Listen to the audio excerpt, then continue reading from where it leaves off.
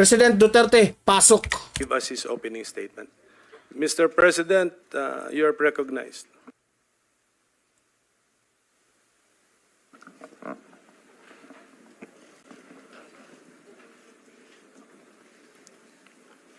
Before anything else,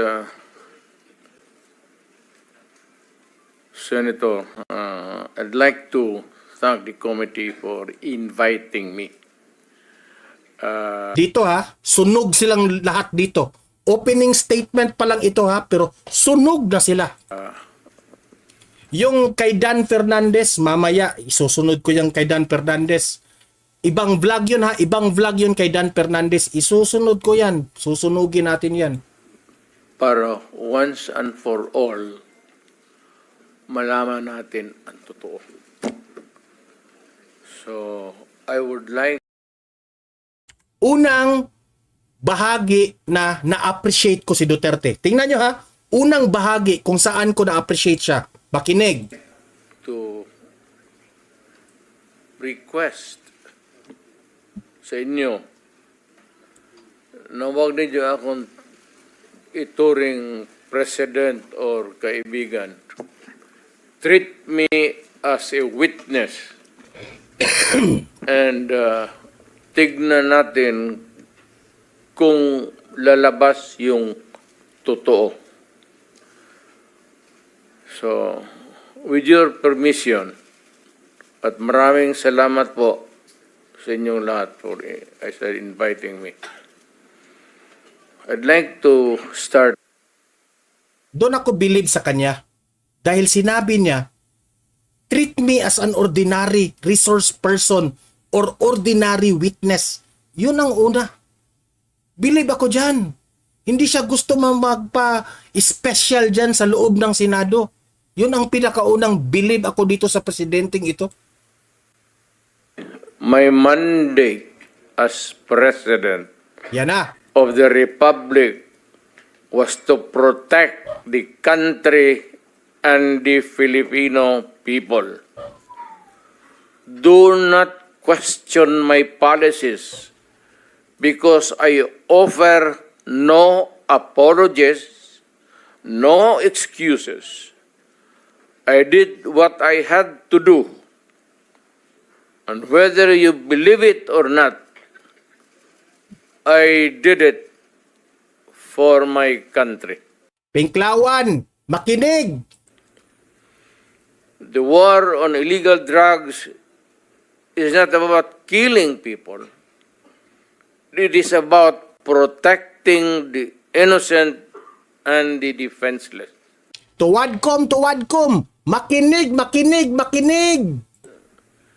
The war on drugs is about the eradication of illegal substances such as shabu, cocaine, heroin, marijuana, party drugs, and the like, as a menace which ruins people, families, communities, and relationships, and tears apart the social fabric which binds society to... By the way ha, sa mga nanonood ngayon, i-like ang video na ito, i-subscribe nyo na ang Don Mar TV para ipakita ko sa inyo ang more patungkol dito kay former President Duterte. Mag-subscribe na para lubos-lubusin nyo na itong gusto nyong makita lahat. Together in peace, harmony, and brotherhood. It is not unlike slogans which serves as calls for a better future, such as the war on waste, war on corruption, and war against climate change. I have always viewed people Dan Fernandez, makinig ka Dan Fernandez. addicted to illegal drugs as victims and patients requiring medical help and not as criminals. That is why when the war on drugs slogan came into being, coined as first as a message to the people of Davao City to stay away from illegal drugs. Oh, dati na niyang winarningan yan lahat. Ha? Hindi nyo ba maiintindihan yan, Tuwadcom? Hindi nyo ba maiintindihan yan, Hontiveros? E sa bagay, ikaw, Hontiveros, hindi ka naging mayor, Hontiveros. So, hindi ka talaga marunong. Hindi ka naging mayor. So, meaning to say, hindi mo alam kung paano isolve ang mga problema ng Pilipinas. Di ba? So, hindi mo talaga maiintindihan kahit anong paliwanag po ni former President Duterte. Dahil ikaw, Hontiveros, hindi ka naging mayor. But at the same time, I had a drug rehabilitation facility constructed in Davao City, a city government expense, manned by Davao City government doctors, psychiatrists, nurses. Imagine that one. Ginagastahan pa niya yung ganyan, ha? Rehabilitation center. May psychiatrist, may mga doctors. So, it's not about killing. Hindi po ganyan. Hontiveros. Kayo lang po ang gumawa ng sama na imahe sa ginawa ni former President Duterte. Huwag na tayong magbulaan. And health workers, among others, to look after the complete rehabilitation of those addicted to illegal drugs. I believe then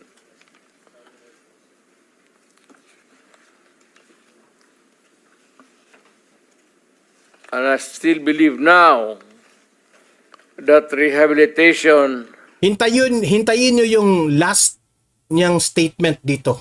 Ha? Grabe. and not fear of death or incarceration to be the key to the return of the addicted individuals back to the mainstream of a just and forgiving society. But no mistake about it, I hate drugs. Yan. I loathe the purveyors, the merchants, and the pushers of this demonizing element. I have not failed to emphasize this from the very day of the campaign when I ran for the presidency in 2016. This was my covenant with the Filipinos who believed in me. Correct.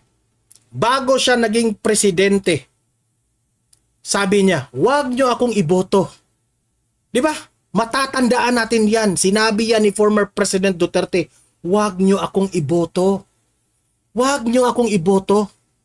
Kasi kung ako ang iboto niyo, talagang madugo ito. Kasi talagang lahat ng mga involved dito sa bawal na gamot na ito, uubusin ko talaga yan. Yan ang sabi niya. Pero binoto siya ng taong bayan. Meaning to say, taong bayan po ang may gusto sa war on drugs. Bakit ang hirap niyong paintindihin dyan, Hontiveros? Isa bagay, sarado na ang mga isip ninyo. Kasi pamumulitika lang ang inyong inaatupag. Si former President Duterte po, ang kanyang iniisip yung mga inosenteng tao, inosenteng bata na sila yung unang nabiktima rito sa mga taong itong dapat nang lilisin dito sa mundong ito. Di ba? Pero hindi mo yan matanggap-tanggap, Hontiveros. Dahil hindi mo matanggap-tanggap na hanggang ngayon, mahal pa rin ito ng taong bayan. Dahil ikaw rin, Bongbong Marcos, Tambaloslos Romualdez, at kayong mga tuwadkom kayo, hindi nyo matanggap-tanggap na siya pa rin ang mahal ng taong bayan. Ha? Kasi ang alam ninyo, sip-sip lang kayo. Sip-sip eh. Sip-sip kayo. And to this day, must still agree with what in government have achieved. It is unfortunate that drug-related crimes are on the rise again. Every day you can read about children being raped, people getting killed and robbed. And just recently, a drug den was raided within the Malacanang complex. This clearly manifests that the purveyors of this menace are back in business.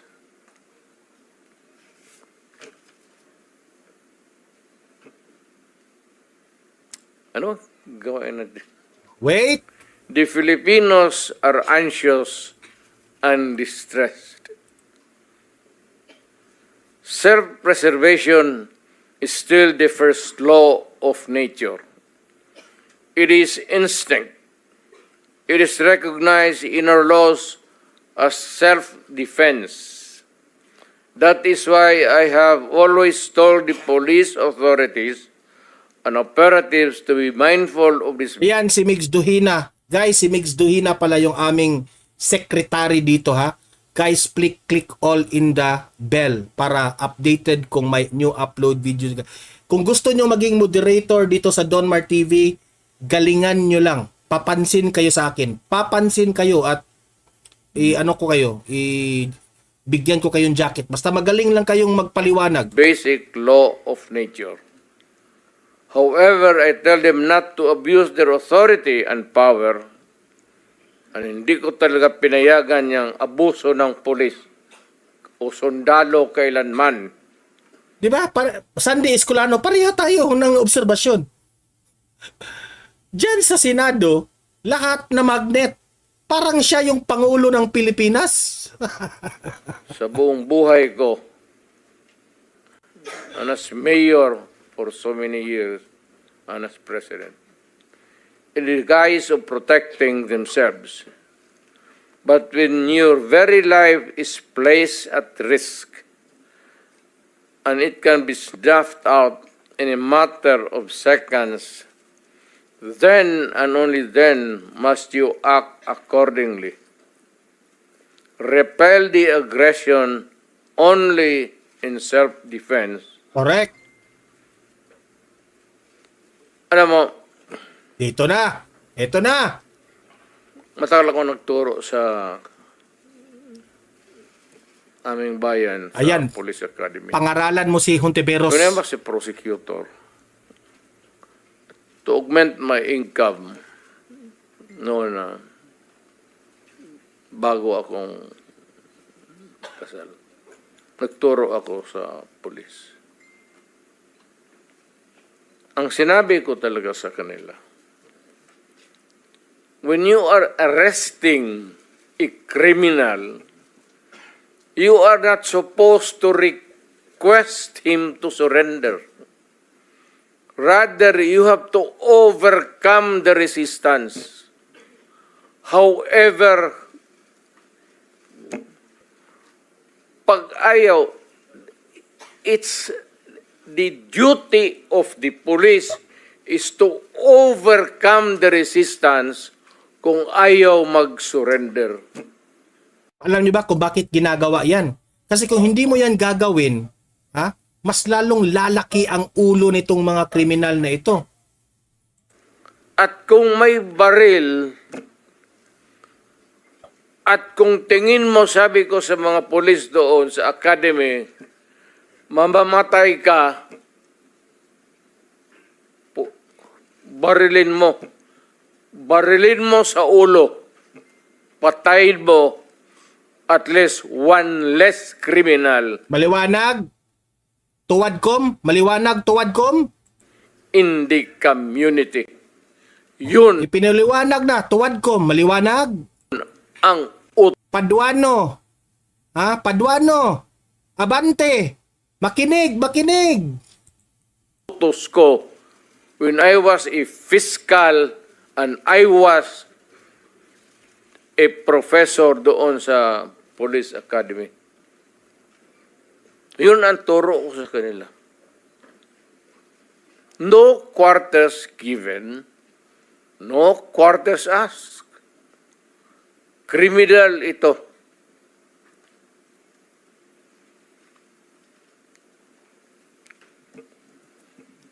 Repel the aggression only in self-defense. Do not make orphans of your children and widows of your wives. I don't want that in my conscience as mayor and president.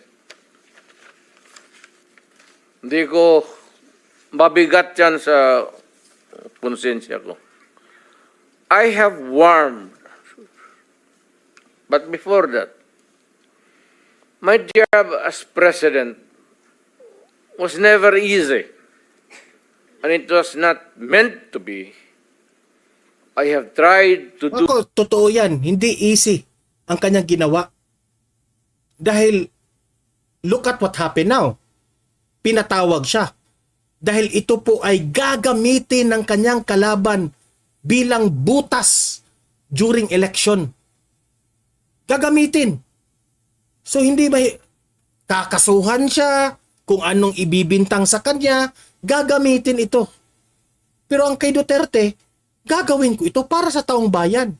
Because kung hindi ko ito gagawin, kawawa po ang aking bayan, ang mga inosenteng tao na pwedeng ikamamatay kung hindi ko ito gagawin. Yan ang hindi maintindihan ng mga tuwadkom. Mamaya kayo ha, Abante, Paduano, mamaya kayo. Do the best I can to address the problem of illegal drugs firmly and without compromise. For all of its successes and shortcomings, I and I alone take full legal responsibility sa lahat na nagawa ng mga pulis pursuant to my order. Ako ang managot. At ako ang makulong. Huwag yung pulis na sumunod sa order ko. Kawawa naman. Nagtatrabaho lang. Yun ang gusto kong sabihin sa Pilipino at mabutit niyaya ninyo ako dito. Once and for all, yan ang gusto kong sabihin sa tao.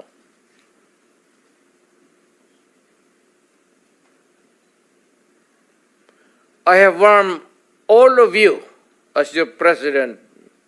Hindi siya nagkulang nag-warning ha. Hindi siya nagkulang na mag-warning sa ating lahat. Then, and as a private citizen now, drugs will destroy the Filipino. It will destroy my country. And I will never allow it. Baski ako empleyado sa gobyerno o private citizen, I will do what is necessary to protect my country, my community, at yung mga anak natin. This is a matter of principle. At papagkamatayan ko yan. Maraming salamat. I'm ready to answer. Thank you, Mr. President. Give us his opening statement. Mr. President, Ngayon, mga tuwadkom, makinig mga tuwadkom ha, makinig. Abante, Paduano, ano kayo ngayon? Paduano, Abante, makinig. Makinig ha, Paduano. Paduano, Abante, makinig.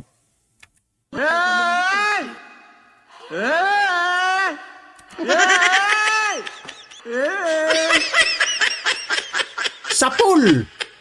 Sapul kayo. Wala kayong magawa. Ha? Wala kayong magawa. Kaya, ako pa sa inyo, huwag nyo nang i-invite si former President Duterte dyan sa Kongreso. Huwag nyo nang i-invite. Mapapahiya lang kayo. Okay?